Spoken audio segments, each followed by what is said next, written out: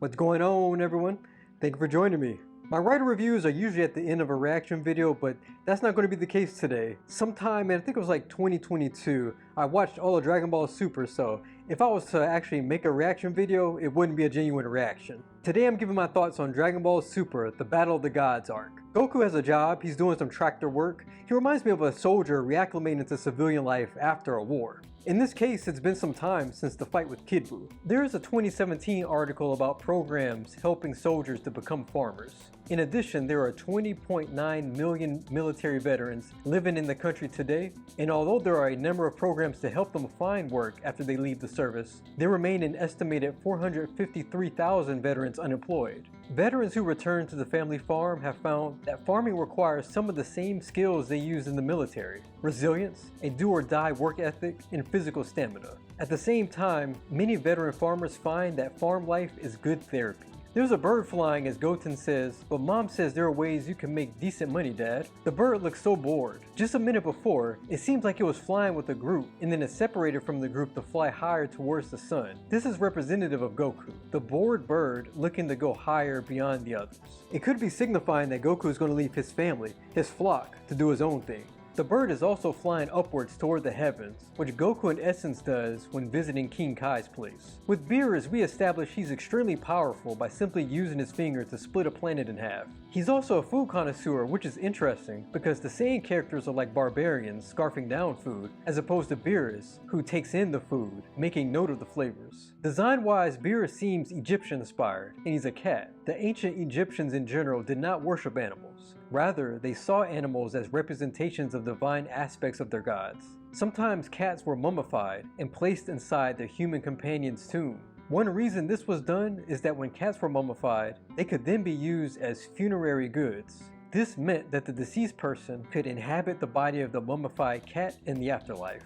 It is interesting to see who is having trouble adjusting to civilian life. Take Vegeta. He's standing on top of Bulma's ship as she executes different maneuvers, taking him underwater. He says this isn't anywhere close to proper training. On the other hand, Gohan is focused on academics and his marriage. Even Goten and Trunks have moved on, with Goten wanting to buy a present for his new sister-in-law Videl. This contrast shows Goku and Vegeta's need for fighting and training. Trunks gets a collared shirt just like what his dad's wearing. There is no doubt he loves and respects his dad. I like that his shirt is a darker green compared to Bulma's. Although he's half Saiyan, he's closer to a human like his mother at this point in time, focused more on fun than training. One soldier put out a memoir in which he talked about his life after war. I had something that I called the itch, which is a yearning to go back to the dangerous situation I was in because that's what I was used to at the time. Bombs exploding, random sniper fire, and seeing people die around me felt normal. He even went on to say, veterans will often chase the high he or she felt while in combat. While I was in basic training, my drill sergeants described the war as an environment where a man can be a man without repercussion. This is why I believe that many veterans have an addiction to war and the dopamine high that being in combat gave them. According to the treatment improvement protocol, numbing is a biological process whereby emotions are detached from thoughts, behaviors, and memories. This happened to me when I was medically discharged from the army in 2010. My suicide attempts didn't mean anything to me because I was emotionally separated from my family.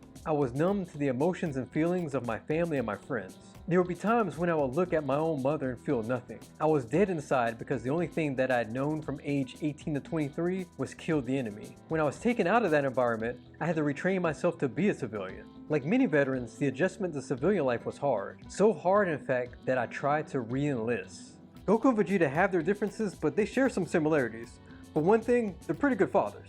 How they left their families is interesting. Goku gave over a lot of money to Chi-Chi, making her happy. He left her and Goten with his instant transmission. Vegeta, after displaying some frustration, flew away from Bulma and Trunks. Both were happy that he accompanied them for a short period of time. There's a yin-yang vibe with the Kais and Beerus the Destroyer. The Kais create and protect life, their opposite Beerus destroys it.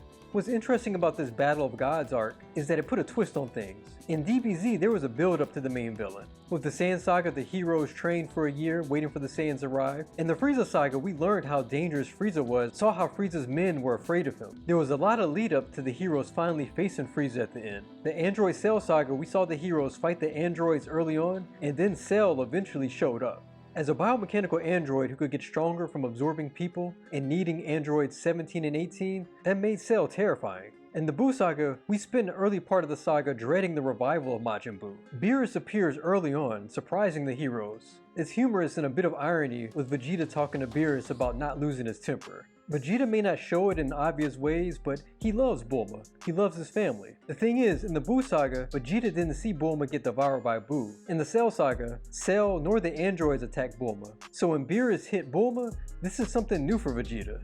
With Beerus and his violent tendencies and his passion for food, it brought something to mind. In 1983, a study of 3,000 imprisoned juveniles over 24 months was conducted in California with a more limited dietary change, where refined and sugary foods, snack foods, and drinks available to the inmates were replaced with unsweetened fruit juices and popcorn. Here it was reported that there were 21% fewer serious antisocial acts over a 12-month period, 25% reduction in assaults, 75% reduction in use of restraints, and 100% reduction in suicides. The chef says, "I hope to serve you again." Whis replies, "Well, yes, that'd be nice, but I'm afraid it's unlikely, chef." The divide between Whis and Beerus and regular people is shown.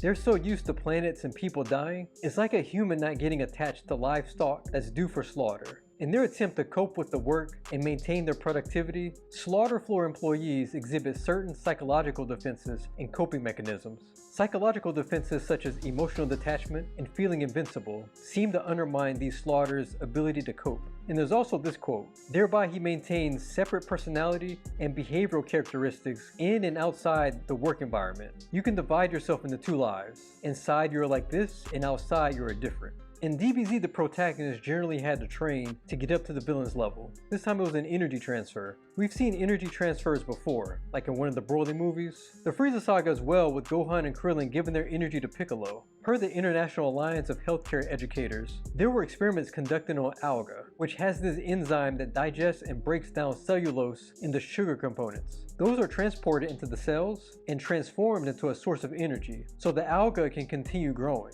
Dr. Bader Lee suggests the plant and animal world will demonstrate what energy metaphysicians have known all along, that humans can heal each other simply through energy transfer, just as plants do. We see here Beerus constantly headbutting Goku. Headbutting is a way for cats to mark you with pheromones and bond with you. However, sometimes headbutting can be a way for cats to seek attention. Cats headbutt to connect to familiar people, making headbutting a cat's way of choosing you. So to a cat, headbutting makes you special. So if you think about it, Beerus has chosen Goku as someone worthy of his affection.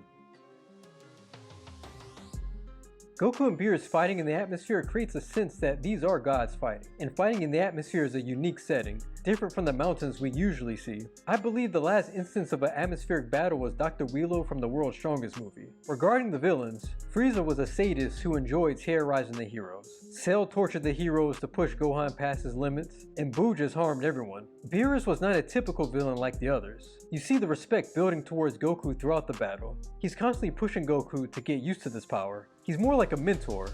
I'll talk about mentors in the next arc.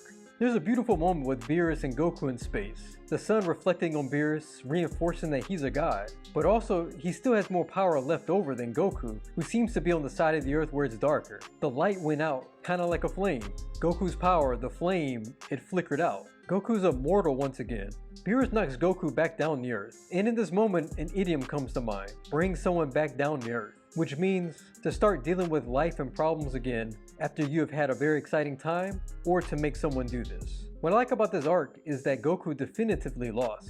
In the Cell saga, Goku wasn't the most powerful hero, Gohan was. In the Buu saga, Goku also wasn't the most powerful, Vegeta was. Here, Goku is a Super Saiyan God. He is the most powerful hero, yet he was unable to defeat someone who did not have a single transformation. Transformations played a vital role in Dragon Ball Z. Each one set the next stage in their respective sagas. Beerus is powerful enough that he doesn't need a transformation. It's subversive, and shows he's a level or several above the previous antagonists, even the heroes. But back to competition, this is what the White House said. Healthy market competition is fundamental to a well-functioning US economy. Basic economic theory demonstrates that when firms have to compete for customers, it leads to lower prices, higher quality goods and services, greater variety, and more innovation. Competition has positive effects. Goku lost. Knowing that there is someone more powerful than him, he's not going to give up fighting. He's not going to retire and become a farmer. That's not who he is. Goku's going to improve. He'll do what it takes to reach Beerus' level. Well, that's it for the Battle of Gods arc. Onward to the next arc. If you enjoyed this video, please like, share. If you haven't done so already, please subscribe to my channel. Take it easy.